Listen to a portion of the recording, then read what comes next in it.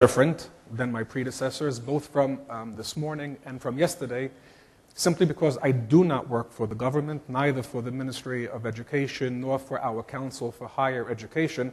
Perhaps over coffee we can talk about the relationship between those two bodies and why we have such a fairly complex bureaucratic system in Israel.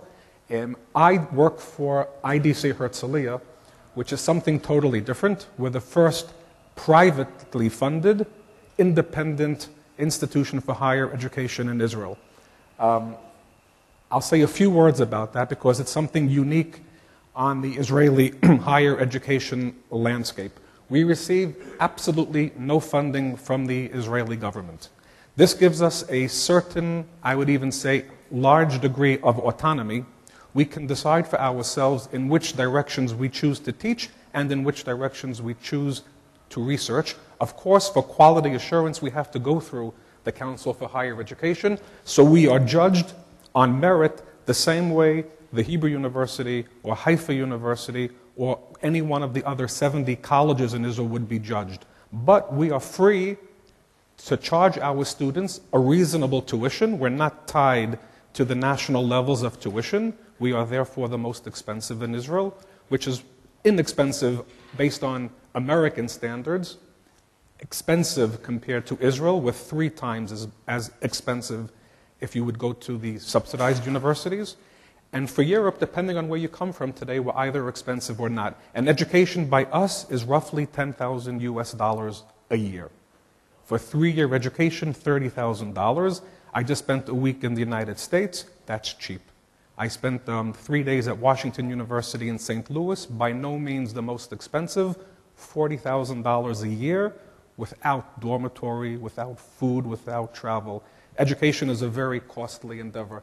So we try to follow that model of freedom, of independence, and so far it's working. The other thing that this level of autonomy allows us to do, and it's no less significant, it allows us to pay our researchers and our teachers a competitive salary. There, too, we are not bound by the national pay scales.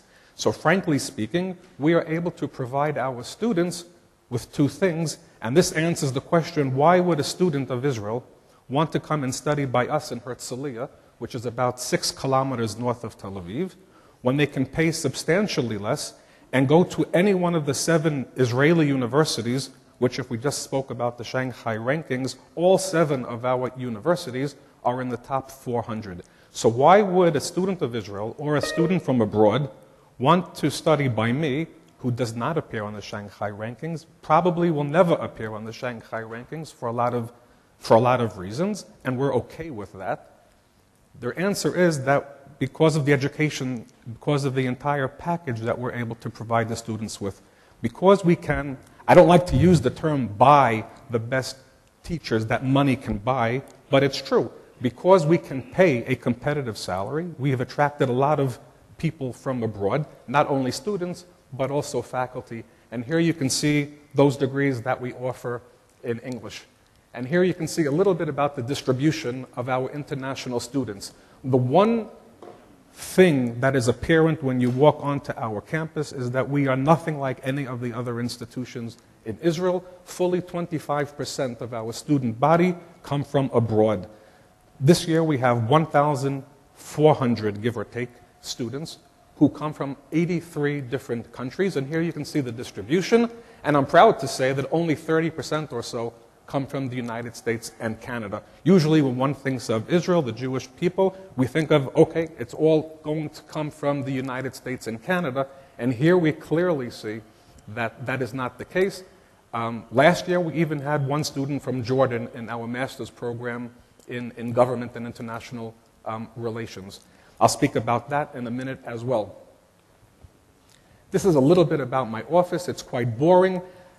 I'm not only responsible for academic faculty on campus, also for the internationalization, and also for the research competitive grants. And that puts me in a unique position, perhaps, because we're small on bureaucracy, to really be at the pinnacle of the triangle of all of our internationalization efforts.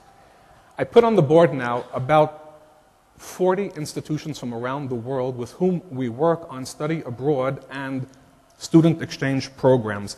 And what you can see from this list is that, first of all, we are really looking to have a global distribution. Predominantly, we're talking about Europe, but also Asia, with a few institutions from the United States. This is after 4 years of working in what I would call the study abroad student exchange business. We're looking to increase this portfolio all the time, but it is based on reality.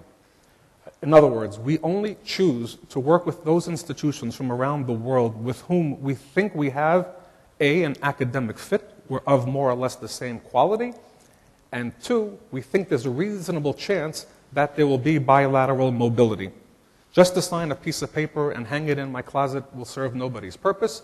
That's something that a lot of the traditional universities may want to do. They may want to claim that they have 150, 250 signed agreements.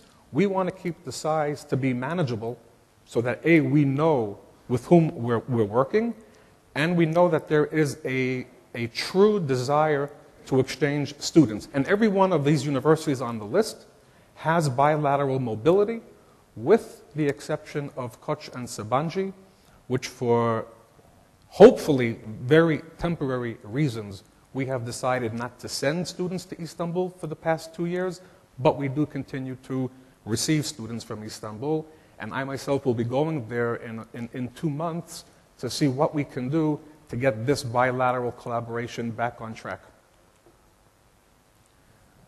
We're talking very small. Because we have so many international students on campus, study abroad and student exchange has never been our core business. So we're talking about this year 60 students outbound, 60 students inbound, and I'm hoping that we will increase those numbers as we go on. A little bit about our international school. Again, because we're private and because we charge a lot of tuition, our students have come to expect a high level of service from us. So we have an entire infrastructure set up in an international school to take care of the students pre-arrival, during their stay, and even postgraduate as far as career services are concerned. Here you can just see a few pictures of our international students. One unique program that I'll just mention is our newest international program in collaboration with the National University of Singapore. If you're familiar with the NUS, you might know that they have established, if I'm not mistaken, 6 regional colleges around the world, what they call, which are basically their presence in Silicon Valley, in the northeast of the United States, in Europe, in India, and I believe in Hong Kong, where they allow their students from various disciplines, primarily engineering, to do internships in the local high-tech industry. In 2011, they took a decision to set up their next regional college in Israel, and they chose us to be their academic anchor. And this semester, we're hosting 7 of those NUS students, including Mali from Malaysia, who I think you'll see later on in a picture as well. Again, Singapore, Czech, the United States, really we do have an international gathering of students. And here I'll spend a few minutes on a few slides talking about some of the challenges that we've faced, both as far as our inbound students and as far as our outbound students. And I won't go through this entire list. You can read it. I think as far as our inbound students are concerned, our fundamental hurdle has been housing. We do not have on-site housing as of now. We rent apartments and we're limited. We're limited also in space on campus. We will be developing 3 new buildings over the next 2 years to help with that. I will get into the credit recognition in a moment. For our outbound students, we have had a hurdle to overcome, even though Israelis, as you may know, very much like to travel abroad. Israeli students typically are 3 years older than their American or European counterparts. By the time they enter university, typically they might be married, they might have children, and they might have part-time employment. For them to pick up and go abroad for a semester or for a year is no easy matter. And certainly because of their age, they do not want to extend their academic career by another semester or by another year. I don't want to ignore the topic of discussion that we've had over the past day and 1 hour, so I will touch upon the issue of recognition from my point of view. And again, this is not a governmental point of view. It is one individual working for an independent institution, and how we have dealt with issues of recognition. Certainly at the ministerial level, from my own personal knowledge, there is a list of approved institutions. Typically, most of our students who transfer from abroad or seek to do graduate study by us will have come from those countries and from those institutions where it's pretty easy to identify who they are and where they have come from. And we have a lot of students, obviously, who come from the United States and from Europe. We don't need the rankings to understand that the Technical University of Darmstadt or Columbia University in New York are sufficient for them to do graduate study or for them to transfer credit to us. And it's the ministry, from my understanding, that determines the diploma equivalencies. And again, it was mentioned yesterday, I personally do not like to use the term equivalency. I grew up in New York City, where we had a lot of commercials on television inviting students to enroll in college and get their high school equivalency degree. Now, what does that mean? Does anybody really believe that by enrolling in a short-term course and getting the certificate, their education is now equivalent to that which would have been in a 4-year high school? No, I don't believe so. At least I don't believe so. But this piece of paper is saying that the student has now met the minimal requirements to enter into college, but it is by no means equivalent to had he or she gone through a full high school. So the term equivalency, in my book, is a difficult term. Now, as I said earlier, with regard to our 40 or so global partners, again, we seek to work with those with whom it is easy for us to judge their merit. Our degrees, for the most part, are recognized abroad as full undergraduate degrees, with a few exceptions. A very notable exception in the United States, of all places, is the University of Maryland. They have a very large Jewish population of students on campus. Nonetheless, they have chosen, till today, not to accept our undergraduate degree. And that is because, as you may know, you probably know from the United States, there is no one central accreditation agency, but there are no fewer than 6. Most, or very many, institutions in America do not do their own vetting, but they outsource that to one of these agencies. And the particular agency with whom UMD works has chosen to not validate our 3-year degree. They will accept our students on condition that they take some more courses beforehand at UMD. But for the most part, this has not been an issue for us, as most of our graduates, when they do look to go abroad, look to go to, I'll put it politely, institutions no less good than UMD. On a day-to-day practical basis, how do we work with our international partners? Again, we don't have, or at least my office doesn't have, a predefined table of criteria, of institutions that are approved abroad. We mutually vet each other. We go through various processes, which I can talk about, but for the most part, we're talking about common sense. We mutually vet each other. We have academic advisors in each of our schools, and they work with the inbound students and the outbound students before their study of period of study abroad, to ensure that when students complete their period of study, both we, the home or host institution, and our partner, the home or host institution, will recognize the course of study so that both the home, the host, and the student are all on the same sheet of music, and we know ahead of time, before the student even leaves his home or her home institution, what he or she will be studying, and if he or she successfully completes the course of study, we will all recognize those credits for what they're worth. The last point on that slide, we do not allow our students to study abroad at an institution that we do not have an agreement with. So even if one wants to study at Harvard or Yale, it would be difficult for us to give them credit. There are various reasons which I can talk about. I suppose if a student does want to go to Harvard for a semester and pay the money, we might recognize his credit. But the rule of thumb is that a student has to do 60% of his course study at IDC. This is mandated by the Council for Higher Education in Israel. And therefore, we are very selective as to where the person can study abroad. A few more pictures of our international students. I just want to make sure that I didn't forget any of my points. Just to, in passing, we have a very, I'm finished, 1 minute, please. We have a very interesting program on campus. It's trilateral collaboration with Al-Quds and with an institution in Amman. I always forget the name.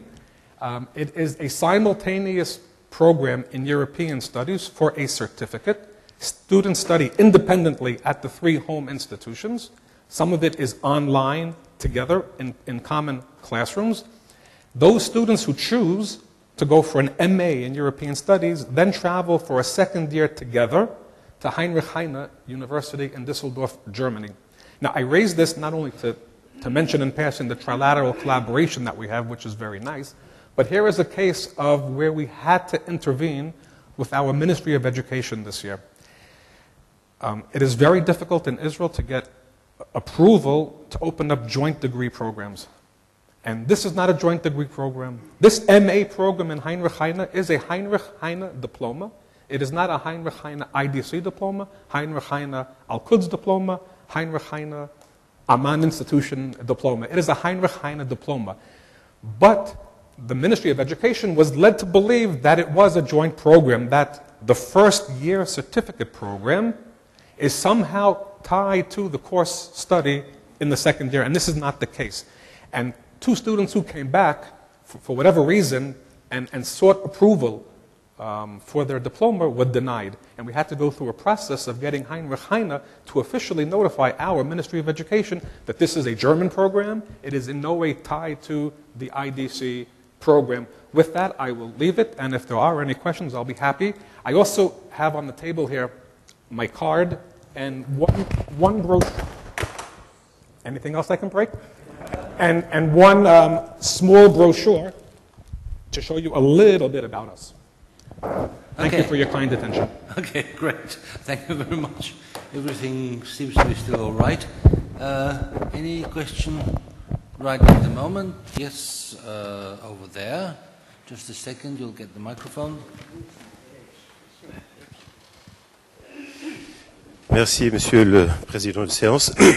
Je n'ai pas de questions à poser, mais j'ai une remarque d'ordre méthodologique à faire. Je crois que quand on programme des interventions comme ça, les organisateurs reçoivent donc les communications à l'avance. Et je suis étonné de constater que la communication qui a été faite est une intervention à peine déguisée de publicité à une institution privée. Et nous avons tous peut-être constaté que elle n'a pas de rapport ou peut-être peu de rapport avec le thème programmé qui est celui des équivalences. Merci.